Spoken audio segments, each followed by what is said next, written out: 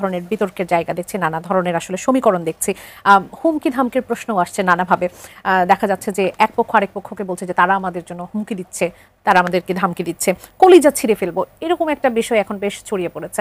দেখা গেছে যে কুড়িগ্রামের রাজারহাটে বিএনপির আহ্বায়ক যিনি, তাকে আপনারা দলীয়ভাবে ব্যবস্থাও নিয়েছেন তার বিরুদ্ধে, তাকে দিয়ে যখন শুরু হলো আমরা দেখলাম যে গণ অধিকার পরিষদের নুরু তিনি বলছেন যে আমাদের সাথে প্রতারণা করলে কলিজা ছিঁড়ে ফেলবো, উপদেষ্টাদের হুমকি দিয়ে তিনি বললেন। সার্জিস আলম নেসকোর কর্মকর্তাদের কলিজা ছিঁড়ে ফেলার হুমকি দিলেন। বিষয়গুলো আসলে কোন দিকে যাচ্ছে? ভুলে গেছেন এটা বিএনপি থেকে শুরু হয়েছিল। আচ্ছা, বিএনপি শিখিয়েছে। দেখুন, এই ভাষাটা বাংলাদেশের রাজনীতিতে, এই ধরনের ভাষা খুব বেশি শোনা যায়নি। এক সময়ে বহু আগের কথা, জিপ কেটে ফেলবো এই ধরনের কথা এসেছিল, কিন্তু তার পরিণতি কিন্তু ভালো হয়নি।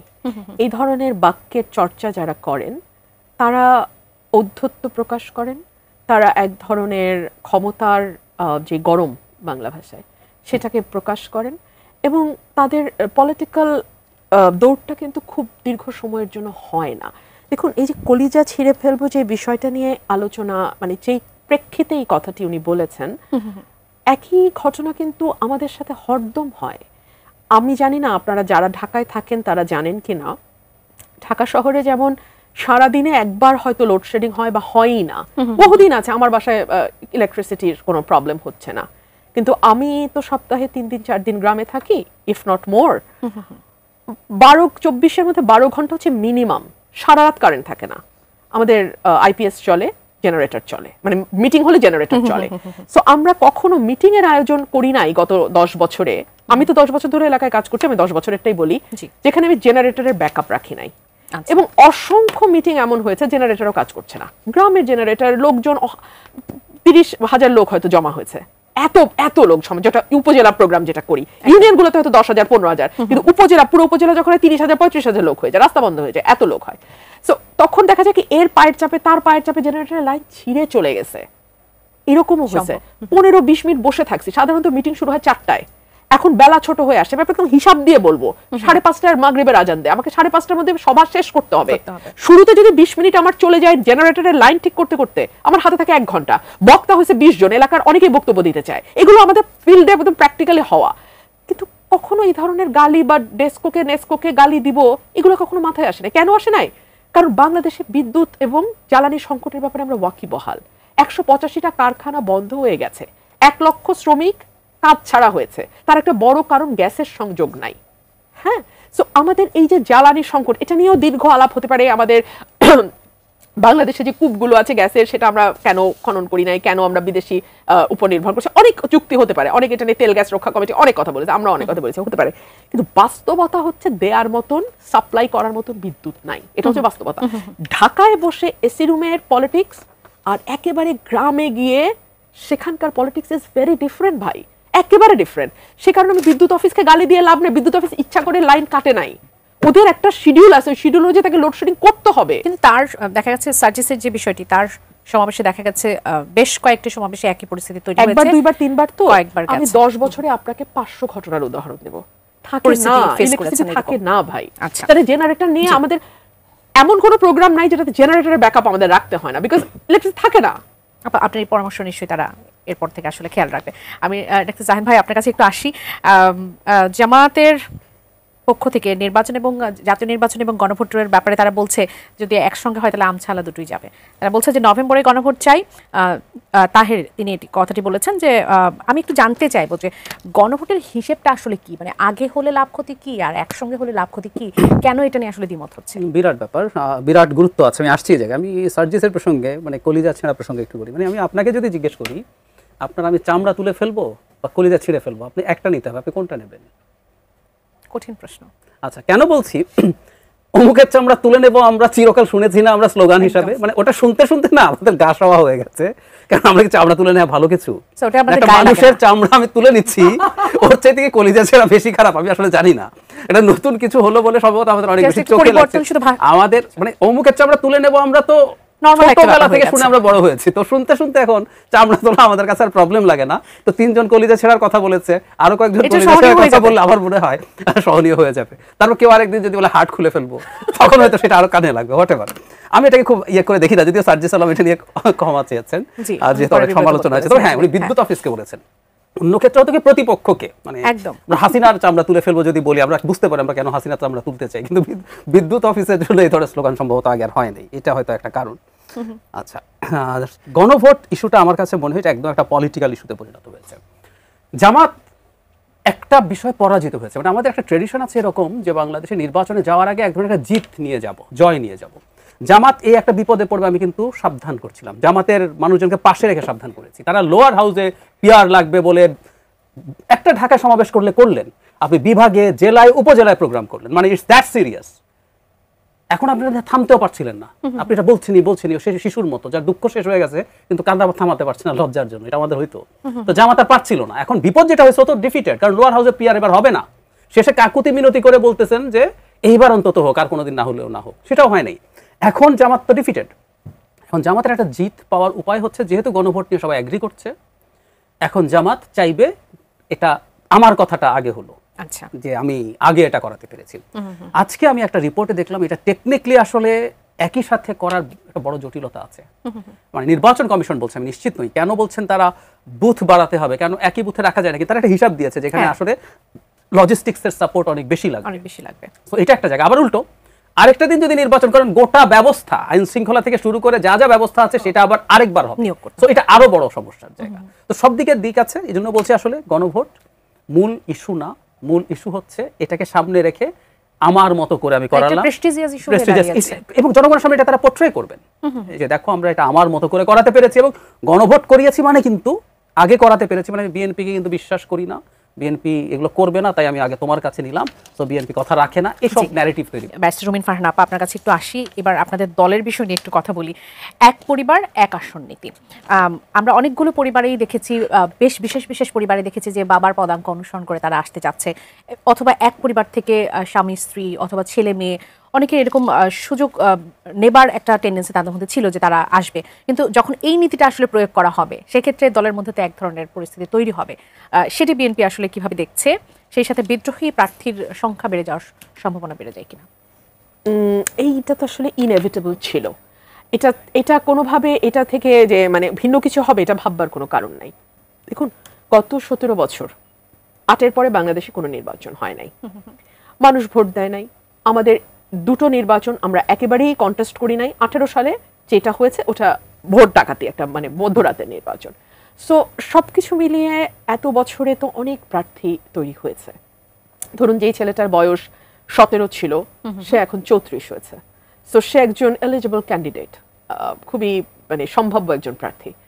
এদিকে বাবাও, তার বাবা আমি মানে হাইপোথেটিক্যালি যদি ধরি, যার বয়স হয়তো 60 ছিল, তিনি এখন 77, কিন্তু তিনিও তো আসলে মনে করেন যে আমি তো লাস্ট নির্বাচনে ভালো রকম শক্ত প্রতিদ্বন্দ্বিতা করেছি, তাহলে 14তে আমরা ইলেকশন করি নাই, 18তে নির্বাচন হয় নাই, 24-এ আমরা করি নাই, তো আমিও তো জীবনে শেষবারের মতো একটা নির্বাচন করতে চাই। এটাতে নাথিং হার্ম ইন দ্যাট। কিন্তু একই সাথে বিএনপি যেহেতু বিরাট একটি রাজনৈতিক দল, এবং আপনাদের তো এবার প্রার্থীর সামাল দেওয়াটাও একটা বিরাট কঠিন একটা চ্যালেঞ্জ, প্রতিটা জায়গায় এটা একটা চ্যালেঞ্জ, প্রত্যেকটা জায়গায় চ্যালেঞ্জ।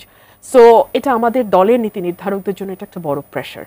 সো আমার মনে হয় যে দলের মানে যারা দলের সত্যি শুভাকাঙ্ক্ষী তারা বুঝবেন যে নীতি নির্ধারকদের আর কোনো উপায় নাই। এখন একটা আসন তো 300, আসন তো বাড়ে নাই, প্রার্থী অনেক বেড়েছে, এইটুকুর মধ্যে কি করে সকলকে অ্যাকোমোডেট করা যায়, এটা এই চ্যালেঞ্জটা দলের, এবং প্রতিটা নেতাকর্মীর উচিত হবে এই চ্যালেঞ্জ মোকাবেলায় দলকে সেই সাথে আপনাদের শরিক যারা আছে। এরপর আবার জনাব তারেক রহমানের কথা থেকে আমরা যেটি বুঝলাম যে এনসিপিকেও দরকার প্রয়োজনে আপনারা স্পেস দিতে পারেন, সেটি কি আরো বেশি চ্যালেঞ্জিং হয়ে যাবে কিনা আপনাদের জন্য? নিশ্চয়ই হবে। আমি দেখছিলাম একটা নিউজ পেপারে 217টা আসন চাইছে শরিকরা।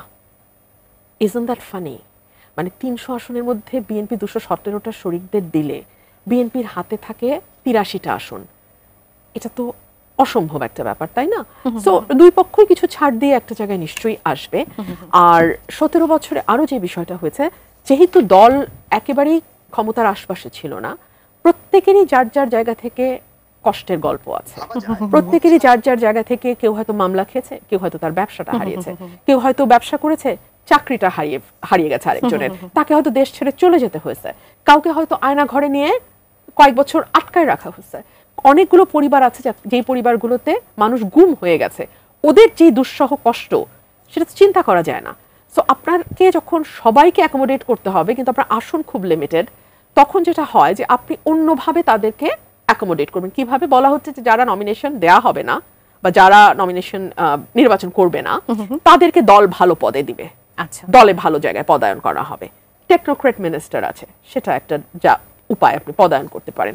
অনেকে আছেন দোজ হু আর প্রফেশনালস, তাদেরকে ভালো ভালো জায়গায় যোগ্যতা অনুযায়ী এই আশ্বস্ততায় আসলে কাজ হবে কি মনে করছেন? সবকিছু মিলিয়েই কাজ হবে। তারপরেও আসনগুলোতে কয়েকটা আসনে নিশ্চয়ই বিদ্রোহী প্রার্থীও থাকবে, কিন্তু আমি যেটা আশা করি, এত কষ্ট করলাম 17টা বছর একটা ভালো নির্বাচন, আশা করি নির্বাচনটা ভালো হবে, যেই জিতুক। জি, অনেকগুলো ফোন আসলে অপেক্ষা করছে। দর্শক স্বাগত জানাই। কে বলছেন, কোথা থেকে বলছেন, আপনার প্রশ্নটি করবেন। আসসালামু আলাইকুম। ওয়ালাইকুম সালাম। আমি মনিরাদার বলছি। বলবেন, আপনার প্রশ্নটি করবেন। আমার প্রশ্ন রয়েছে, আমাদের গর্বের জায়গা একটাই আছে বর্তমানে, সেটা হচ্ছে আমাদের সেনাবাহিনী। পুরো বিশ্বে এটা আপনারা সবাই জানেন, জাতিসংঘের মাধ্যমে আমার সেনাবাহিনী একটা অনেক সুনামের সহিত আছে। কিন্তু সেনাবাহিনীটাকে যেভাবে এই লাস্ট 10 ডেজের ভিতর যেভাবে সেনাবাহিনীটাকে নিয়ে একটা চক্রান্ত চলতেছে, কেউ বাইরে থেকে বলতেছে রাতে নেমে যান, সামনে শেষ আসতে পারে। আমাদের আর্মি চিফ মহোদয়কে যেভাবে আপনার সকাল বিকাল মন্দিরের ঘন্টার মতো আসতে এবং যাওয়ার সব বাড়িয়ে দিচ্ছে, এই জিনিসগুলো কারা করতেছে এটা কিন্তু জাহিদ সাহেবও জানেন, আমিও জানি, আপনিও জানেন, দেশবাসীও জানে। যারা 1971-কে মানে নাই, তাদেরই একটা অংশ আমাদের গর্বিত সেনাবাহিনীকে ধ্বংস করার জন্য চেষ্টা চালাচ্ছে। সেকেন্ডলি তারা এখন আবার পিআর এর নামে, যেটা স্বাভাবিক একটা পিআর কেউ বুঝছে না, পিছনের রাস্তা নাকি সামনের রাস্তা সেটাও বুঝছে না, পিআর নি তারা নির্বাচনটাকে বানচাল করার জন্য একটা ষড়যন্ত্রে লিপ্ত হয়েছে। এই নির্বাচন যদি বানচাল হয় তাহলে আমাদের এই নতুন বাংলাদেশ না কি বাংলাদেশ আমরা পেয়েছি। জাহিদ ভাই, আমি নিজেও এই প্রশ্নটি করতে চাচ্ছিলাম যে একটা সমীক্ষা, আজকের একটি সমীক্ষা, সেখানে বলছে যে 68.2% লোক আসলে জানে না পিআর পদ্ধতিটা আসলে কি। তরুণদের মধ্যে 60% অনিশ্চিত যে কাকে ভোট দেবে। তার মধ্যে নানা ধরনের এইসব বিষয়গুলো তো আছেই, যেগুলো নিয়ে আমাদের দর্শক এতক্ষণ প্রশ্ন করলেন। আসলে নির্বাচনটা কতটা সুষ্ঠু হতে যাচ্ছে বা কতটা চ্যালেঞ্জিং হতে যাচ্ছে সবকিছু মিলিয়ে? ধরুন, আমরা একটু খোলাখুলি কথা বলি, মানে ঢাক ঢাক গুড় গুড় করার কোনো প্রয়োজন নাই। পিআর কখনো গণভোট আগে হতে হবে, জামাত করছে কথাগুলো বলছে। এখন জামাতের সমস্যাটা কি আমি ব্যক্তিগতভাবে মনে করি, ইনফ্যাক্ট বিএনপির মহাসচিব ইন্ডিয়ান একটা পত্রিকাতে একটা ইন্টারভিউতে বলেছেন বলে তারা বলছেন, কিন্তু যেহেতু উনি অস্বীকার করছেন আমরা ওইটাকে গ্রহণ করছি না, কিন্তু উনি একটা বক্তব্য দিয়েছেন, সেটা আমি বহুদিন থেকে বলছি। সেটাও জামাত আসলে বিএনপির কাছে কিছু সিট নেগোশিয়েট করতে চায়। ওই বক্তব্য তো ওই ইন্টারভিউতে একটা সংখ্যা আছে, আমি সেই সংখ্যার দিকে যাচ্ছি না। সমস্যাটা কোন জায়গায়? মানে জামাতে তো বিরাট হাইপ তৈরি হয়েছে, ওনারাই তৈরি করেছেন এটা, ওনারা নিজের তৈরি করা হাইপে এখন নিজেরা বিপদে পড়ে গেছেন। আপনি যখন এমন হাইপ তৈরি করলেন যে আমি সম্ভবত সবচেয়ে বড় দল, আমি নির্বাচন দিলেই জিতে যাব, ডাকসুতে জিতে গেছি, জাকসুতে জিতে গেছি, বিরাট ব্যবধানে জিতে গেছি, অনলাইন যত পোল হয়, আমি আপনাকেও বলছি, আপনি যদি একটা পোল দেন, নিজে করেন, 48 ঘন্টা সময় দিয়ে দেখবেন জামাত বিএনপি 3 গুণ ভোট পেয়েছে। তো তারা এই হাইপ তাদের জন্য তৈরি করছে। এখন আগামী নির্বাচনে যদি জামাত 20 সিট পায়, 25 সিট পায়, এই হাইপের পর তার নির্বাচন এরকম হলে তিনি রাজনীতি তারা ঠিকমতো করতে পারবে না।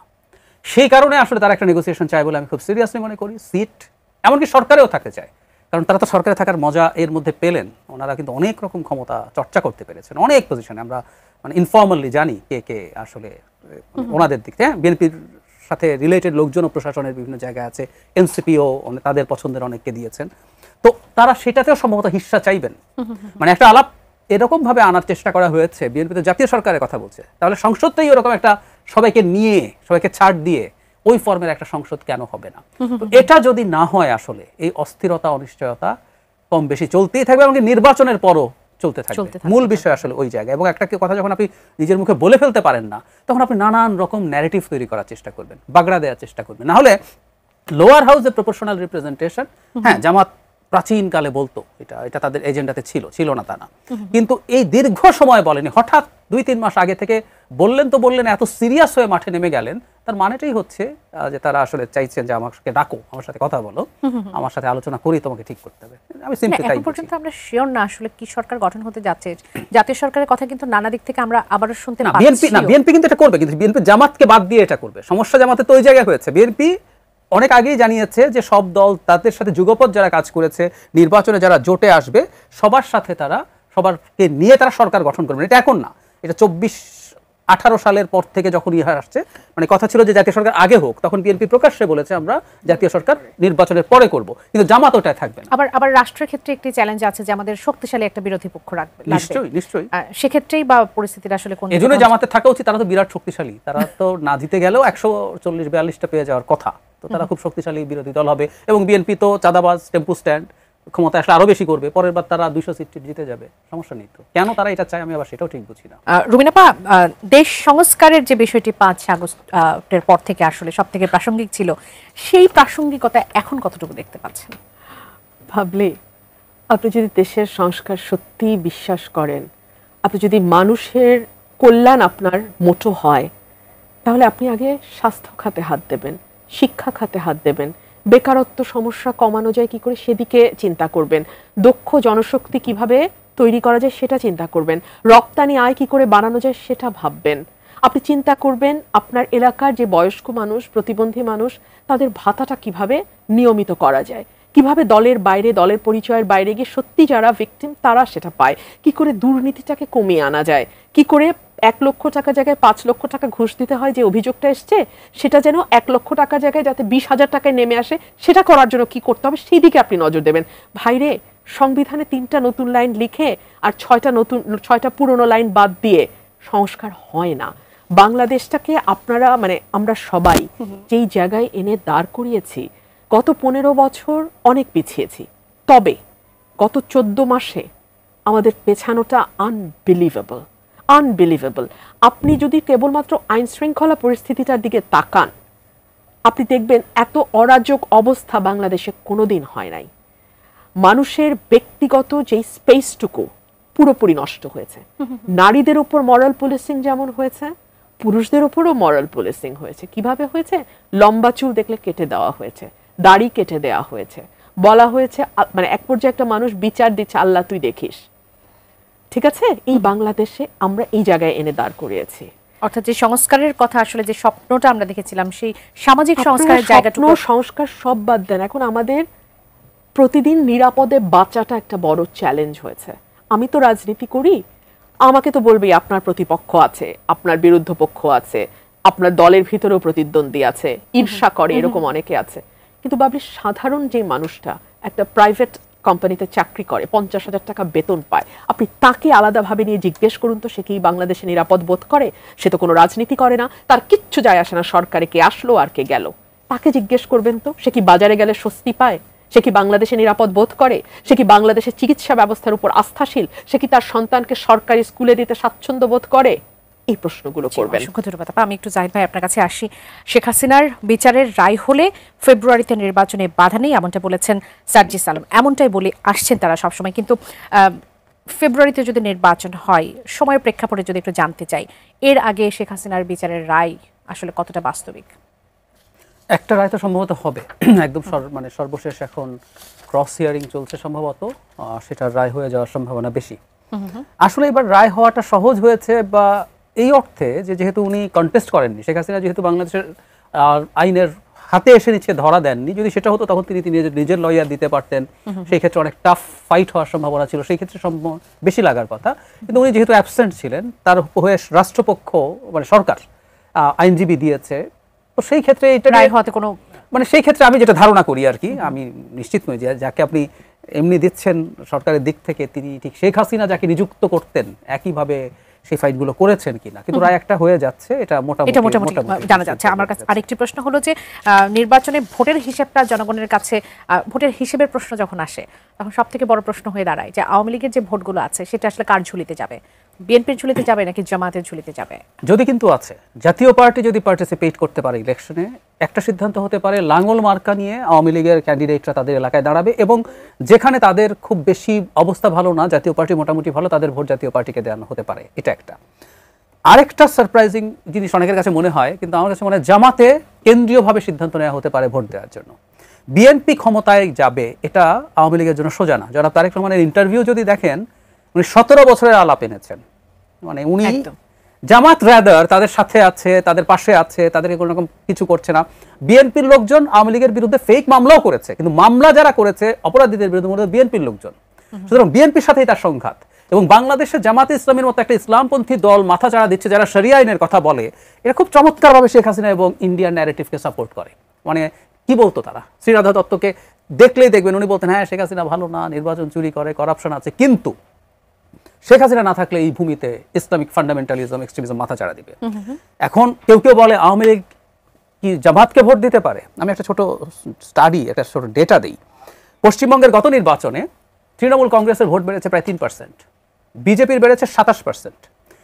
মজার ব্যাপার হচ্ছে সিপিআইএম এর ভোট কমেছে 16%, 9%-এর একটু বেশি কমেছে কংগ্রেসের। দুটো যদি যোগ করেন ওটা বিজেপির যত বেড়েছে, তারপরে সিপিআইএম বাম দল ভোট দিচ্ছে এক্সট্রিম রাইট বিজেপিকে। সো নির্বাচনী হিসেবে, কারণ তারা তৃণমূল কংগ্রেসকে সরাতে চায়, সো খুবই সম্ভব যে আওয়ামী লীগ সিদ্ধান্ত নেবে মানে জামায়াত ইসলামীকে ভোট দেওয়ার জন্য, এটা আছে। আর খুবই লিবারেল কিছু মানুষ আছে আওয়ামী লীগের, তারা শেখ হাসিনা বললেও সম্ভবত দেবে না জামাতকে, তারা হয়তো কিছু ভোট বিএনপির দিকে কিছু ভোট বিএনপির দিকে যাবে বলে মনে করছেন। অসংখ্য ধন্যবাদ জাইফা এবং অসংখ্য ধন্যবাদ জমিনীপা আমাদের আয়োজনে যুক্ত হওয়ার জন্য। নিশ্চয়ই আবারও আমরা নতুন কোনো আলোচনায় এখানে বসতে পারবো। দর্শক, এতক্ষণ আপনারা যারা আমাদের সঙ্গে ছিলেন, আগামী পর্ব দেখার আমন্ত্রণ জানাচ্ছি। এখান থেকে বিদায় নিচ্ছি। ধন্যবাদ সবাইকে সঙ্গে থাকার জন্য। শুভরাত্রি।